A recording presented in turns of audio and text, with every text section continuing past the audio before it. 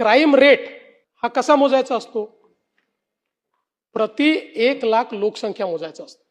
तो जर absolute crime rate मोजला जयंतराव तर नेहमीच उत्तर प्रदेश पहिल्या क्रमांकावर असेल आणि नेहमीच गोवा शेवटच्या क्रमांकावर असेल, कारण गोव्याची लोकसंख्याच 15 लाख आहे.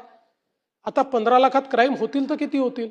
आणि म्हणून प्रति 1 लाख लोकसंख्येमध्ये आपण जर विचार केला तर देशातल्या राज्यांमध्ये आपण 7व्या क्रमांकावर आहोत, पहिल्या क्रमांकावर नाही आहोत. हे 7वं आहे हे काही खूप चांगलं असं मी म्हणणार नाही, पण विनाकारण आपल्याच राज्याला गुन्हेगारीत पहिला अशा पद्धतीनं सांगणं योग्य नाही. म्हणून या ठिकाणी सांगतो की आपण 7व्या क्रमांकावर आहोत. आणि आपण जर बघितलं क्राईम अगेन्स्ट विमेन, महिलांच्या विरुद्ध जे अपराध आहेत त्यामध्ये महाराष्ट्र 9व्या क्रमांकावर आहे. तिथेही पहिल्या क्रमांकावर आपण नाही. क्राईम अगेन्स्ट चिल्ड्रन म्हणजे लहान बालकांच्या विरुद्धचे गुन्हे, यातही महाराष्ट्र 7व्या क्रमांकावर आहे, इथेही पहिल्या क्रमांकावर नाही. त्यामुळे मला असं वाटतं आपण जर बघितलं तर याच्यामध्ये जे काही रेपचे गुन्हे आहेत त्याच्यामध्ये महाराष्ट्र 17व्या क्रमांकावर आहे, 17. आणि मायनरच्या संदर्भात 15व्या क्रमांकावर महाराष्ट्र आहे. म्हणून मला असं वाटतं की या ठिकाणी जणू काही महाराष्ट्रामध्ये असं एकही घटना झाली तर त्याचं समर्थन नाही करताय. पण हे पण लक्षात घेतलं पाहिजे की इतर राज्यांच्या तुलनेमध्ये महाराष्ट्र आजही अधिक सुरक्षित आहे. महाराष्ट्र आजही कायदा पाळणारा अशा प्रकारचा आपला महाराष्ट्र आहे.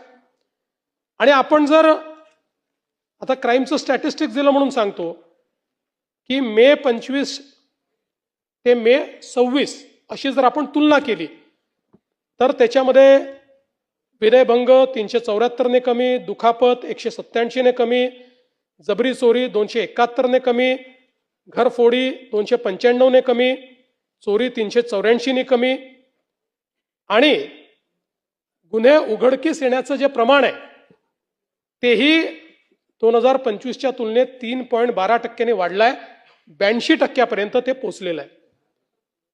राज्यामध्ये प्रतिबंधात्मक कारवायांमध्ये देखील या संपूर्ण कालावधीत आपण मोठ्या प्रमाणात वाढ केली आहे.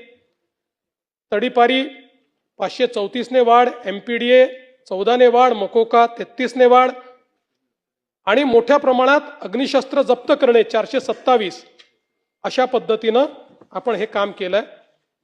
आणि आपण जर या ठिकाणी अपराध सिद्धीचा दर बघितला, हा सगळ्यात महत्वाचा आहे. कारण अध्यक्ष महोदय, गुन्हेगारावर वचक कधी राहील तर गुन्हा एखादा आपण पकडल्यानंतर त्याची चार्जशीट दाखल केल्यानंतर कन्व्हिक्शन होणं हे अत्यंत महत्वाचं आहे. दुर्दैवाने आता हे आपल्या जुन्या कायद्यांमधलं कन्व्हिक्शन चाललंय, त्यामुळे फार अडचणी यात. नवीन कायद्यांनी खूप सोपं केलंय, स्पीड केलंय, पण जुन्या कायद्यांमध्ये हे कन्व्हिक्शन आपण करतो. तर आपण जर बघितलं तर कन्व्हिक्शन देखील मे 25 मध्ये 44.2% होतं, ते आता 52.6% गेलं आहे. पण महत्वाचं हे नाहीये, महाराष्ट्राने गेल्या 10 वर्षात काय केलं हे सांगतो. 2008 साली आपला कन्व्हिक्शनचा रेट हा 9.4% होता.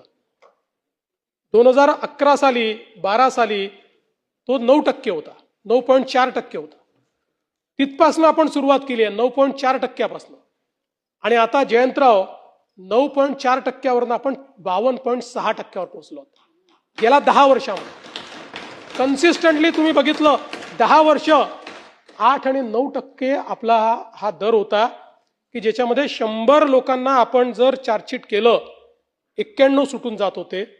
आता ते आपण 52%वर पोहोचलो, पण आपल्याला 70%पर्यंत जायचं. मला विश्वास आहे नवीन कायद्यांमध्ये आता जे आपण चार्जशीट करतोय आपण 70च्याही पलीकडे त्याच्यामध्ये जातोय, आताच जातोय. कन्व्हिक्शन्स आता सुरू झाली आहेत आणि आपण जाऊ 80 पर्यंत जाऊ. पण या जुन्या कायद्यांमध्ये जरा काही अडचणी असल्यामुळे त्या ठिकाणी आपल्याला तो प्रयत्न करावा.